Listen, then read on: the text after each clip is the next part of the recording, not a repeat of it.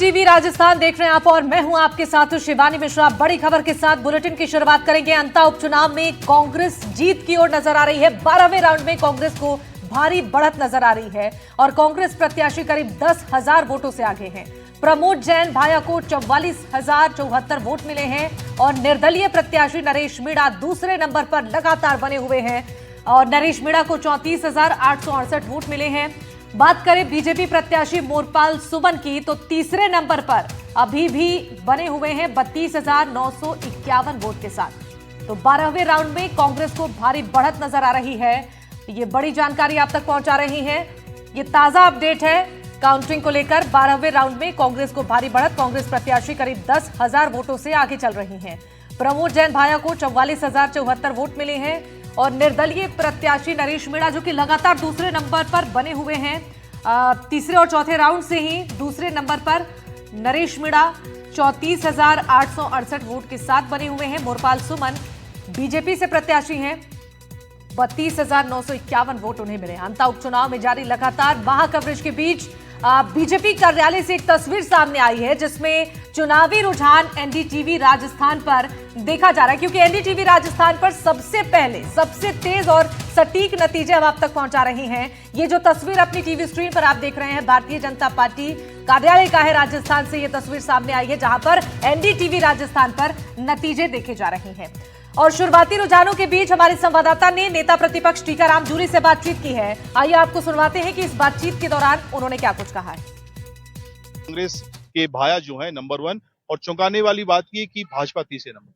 देखिए, ये चौंकाने वाली कोई बात नहीं। बीजेपी वहां तीसरे नंबर पे ही जानी थी और ये भी वसुंधरा जी ने वहां पे कैंप किया, लगातार लोगों के 4-5 दिनों तक जो उन्होंने वहां पे मेहनत की उसका नतीजा है। नहीं तो हो सकता है बीजेपी कैंडिडेट की जमानत भी वहां जब्त हो जाती।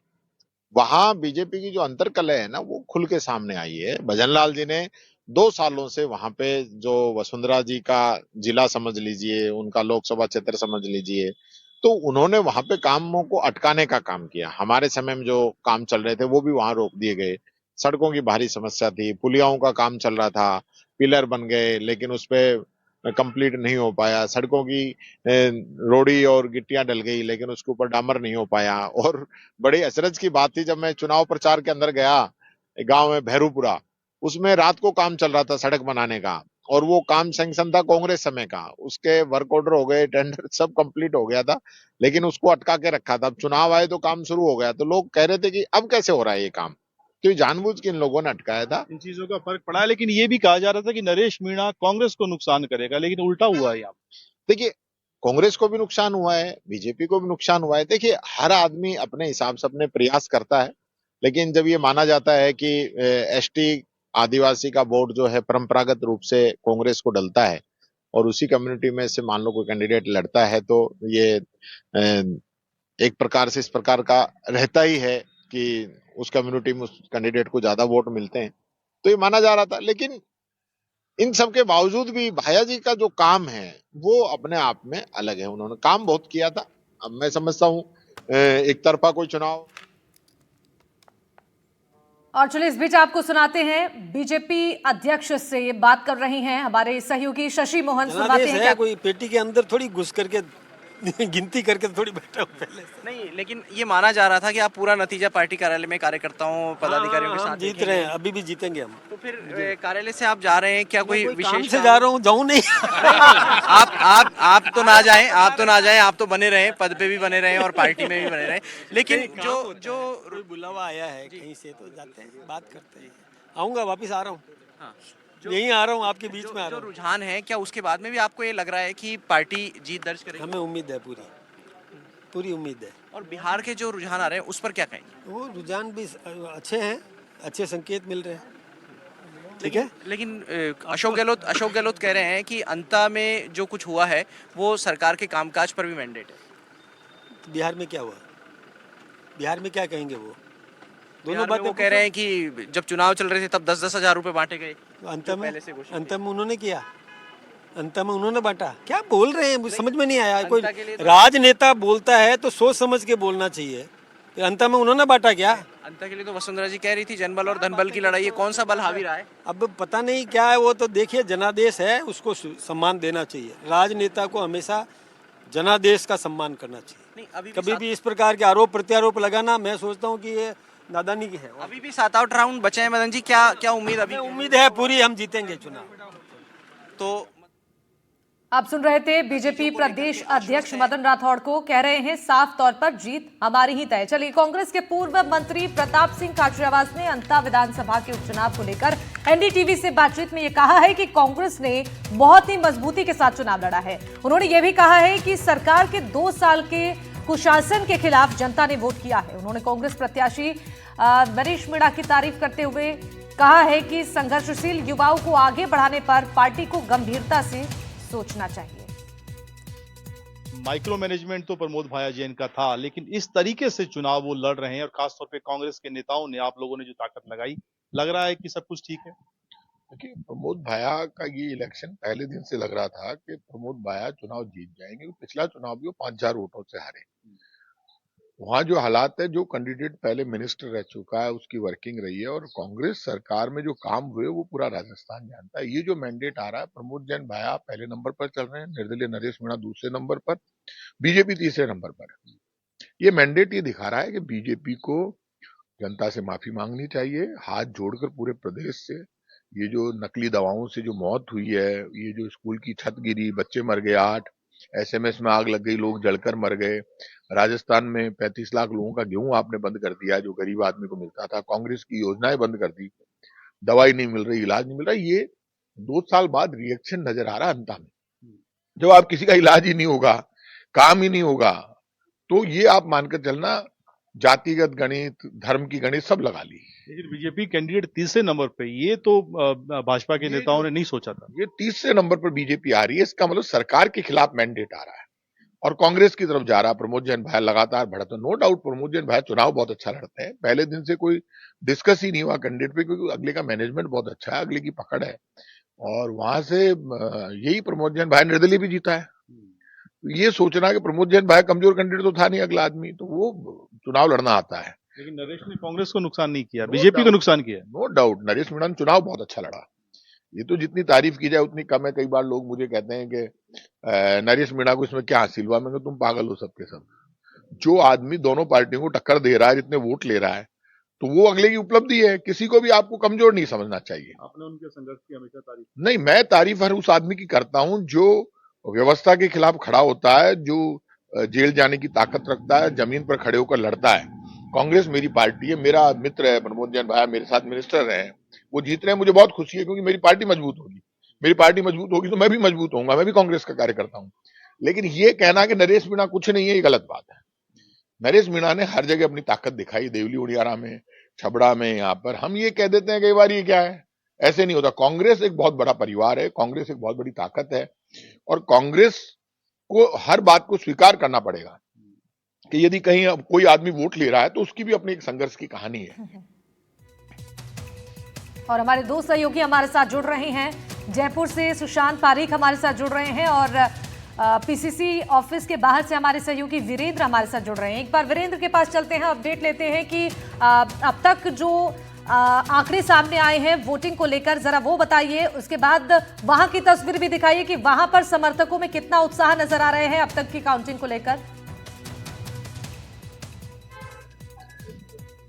देखिए शिवानी, मैं इस वक्त जो है पीसीसी वॉर रूम के अंदर मौजूद हूं, और इसके साथ ही तमाम जो बड़े नेता हैं, चाहे इसमें टीकाराम जूली की बात कीजिए, या फिर गोविंद डोटासरा की बात कीजिए, या फिर प्रहलाद मुंजल की बात कीजिए, तमाम जो नेता हैं वो अब एक के बाद एक जो है उनके आने का सिलसिला है वो लगातार जारी है। और इसके साथ ही कुछ ही समय में जो है गोविंद सिंह डोटासरा है वो मीडिया से रूबरू होंगे, और किस तरीके से आपने देखा होगा कि यहाँ पर कांग्रेस ने इस उपचुनाव के अंदर जो पूरी तरीके से एकजुट होकर, एक साथ होकर ग्राउंड जीरो पर जो है सभी नेता हैं वो एकजुट होते हुए दिखाई दिए, और उसका जो फायदा है अब यहाँ पर मिलता हुआ दिखाई दे रहा है। क्योंकि जिस तरीके से देखा जा रहा था कि ये जो चुनाव था ये केवल जो है बीजेपी और कांग्रेस के बीच में था, लेकिन इसके विपरीत अब जो है ये चुनाव नरेश मीणा और प्रमोद जैन भाया है, दोनों के बीच में जो है सिमटता हुआ दिखाई दे रहा है। क्योंकि जो सिकंदर कौन होगा ये जो है अंतिम जो राउंड होंगे, काउंटिंग होंगी, उसके बाद ही पता चल पाएगा। लेकिन सबसे अहम बात ये है कि एक बात तो साफ हो चुकी है कि कांग्रेस खेमे के अंदर जो है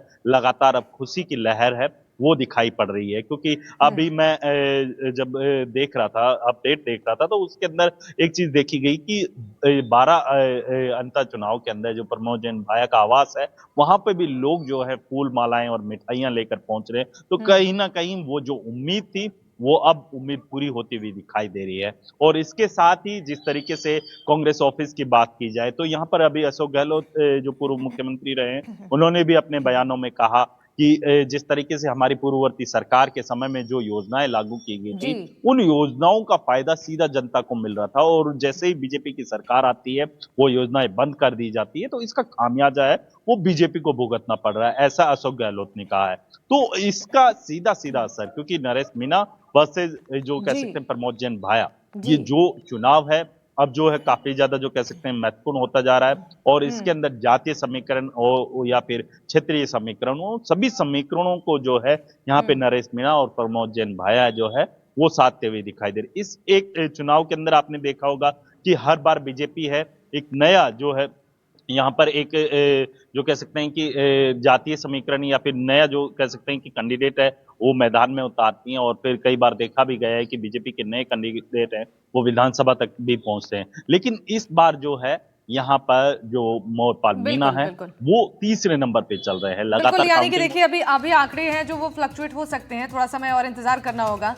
हमारे साथ राजेश कसेरा जी भी जुड़ चुके हैं, वरिष्ठ पत्रकार है। बहुत स्वागत है आपका राजेश जी एनडीटीवी राजस्थान पर। सर आऊंगे आपके पास, एक बार ताजा अपडेट के लिए रुक कर लेते हैं सुशांत का। सुशांत भी हमारे साथ लगातार बने हुए। सुशांत बताइए क्या अपडेट आपके पास है, और अभी तक जो वोटिंग हुई है, जो काउंटिंग में आंकड़े सामने आए हैं उसकी जानकारी भी एक बार दर्शकों को दीजिए, और कितने राउंड तक काउंटिंग हो चुकी है ये जानकारी भी दीजिएगा।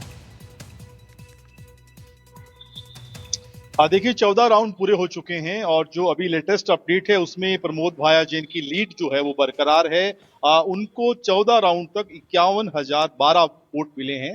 दूसरे नंबर पर नरेश मीणा हैं 39,576, तो करीब 10,000 11,000 के आसपास की लीड है। और तीसरे नंबर पे सुमन मोरपाल। ये तस्वीर पिछले कुछ राउंड से लगातार हम देख रहे हैं कि प्रमोद भाया जैन की लीड लगातार बढ़ती हुई, और दूसरे नंबर पे नरेश मीणा। और जिस तरह से हम प्रताप सिंह काचरियावास को सुन रहे थे, एक नई बहस अब शुरू हो जाएगी कि कैसे ऐसे काबिल युवा जो टिकट की मांग कर रहे थे वो पार्टी में टिकट नहीं मिलने से बागी होकर चुनाव लड़ते हैं। लेकिन साथ ही इस बात को लेकर भी बहस शुरू होगी कि नरेश मीणा पिछले 2 साल में तीसरा चुनाव उन्होंने लड़ा। चुनाव वो अच्छे लड़ रहे हैं लेकिन जीत नहीं पा रहे हैं, तो कौन सी पार्टी अब उनको लेकर विचार करती है ये देखने वाली बात होगी। लेकिन अंता का जो मैसेज आ रहा है, मैसेज बहुत बड़ा है। और आप ये समझिए, कहने को एक सीट से सरकार के बहुमत पर कोई असर नहीं पड़ेगा, लेकिन जिस तरह से इस परिणाम को लेकर भारतीय जनता पार्टी ने पूरी ताकत झोंकी थी, जिस तरीके से वसुंधरा राजे वहां पर 10 दिन कैंप उन्होंने किया, दुष्यंत वहां पर घर घर जाकर वोट मांग रहे थे, सरकार के सभी जो बड़े नेता वहां पर थे, अशोक जो अगर बात करें मुख्यमंत्री की तो भजनलाल शर्मा वहां रोड शो करते हैं और एक तस्वीर एकजुटता की दिखाने की कोशिश की जाती है। ऐसे में अगर परिणाम ये रहता है तो एक बड़ा सेटबैक तो है ही, और एक आत्ममंथन भी पार्टी करेगी। हालांकि मदन राठौड़ अभी भी आशावादी थे, और अभी वो जब तक तस्वीर साफ नहीं होगी अब वो नहीं मानेंगे कि हार हुई है। लेकिन भाजपा के लिए बड़ा सेटबैक, सरकार के लिए, संगठन के लिए, और खासतौर पर संगठन के उस माइक्रो मैनेजमेंट के लिए जिसमें ये कहा जा रहा था कि बहुत बेहतर तालमेल है सत्ता संगठन के बीच में, और एक एक वोट तक पहुंचने की जो कवायद है वैसी कवायद दूसरी पार्टियां नहीं कर पाती। लेकिन यहाँ पर प्रमोद भाया का जो माइक्रो मैनेजमेंट, जिस तरीके से कांग्रेस संगठन ने अपनी ताकत लगाई, जिस तरीके से प्रदेश कांग्रेस अध्यक्ष चौटासरा ने एक एक ग्राम पंचायत पर 3-3 नेताओं की ड्यूटी लगाई, उसका असर यहाँ पर दिख रहा है। और एक बड़ी जीत जो है उसकी तरफ कांग्रेस बढ़ रही है। तो मैसेज जिसका जो जाएगा उसके बाद पार्टी में आत्ममंथन होगा, और भाजपा तीसरे नंबर पर है ऐसा किसी भी नेता ने नहीं सोचा था। इसकी वजह क्या रही, कहां चूक हुई, कहां अंतर्कलह जिसकी बात लगातार कांग्रेस कह रही थी उसका खामियाजा भुगतना पड़ा, किसने भीतरघात किया, ये सारे सवाल ऐसे हैं जो परिणाम आने के बाद भाजपा के भीतर उठेंगे और उनका जवाब तलाश करने की कोशिश की जाएगी। बिल्कुल ठीक है, आप बने रहिएगा। राजेश जी हमारे साथ बने हुए हैं। राजेश जी, अब तक 14 राउंड की काउंटिंग कंप्लीट हो चुकी है। प्रमोद जैन भाया 10,000 वोटों से लगातार बढ़त बनाते हुए नजर आ रहे हैं। अब तक की इन आंकड़ों को देखकर जरा समझाइए, आपका आकलन क्या कहता है, आगे कैसी तस्वीरें देखने को मिल सकती हैं?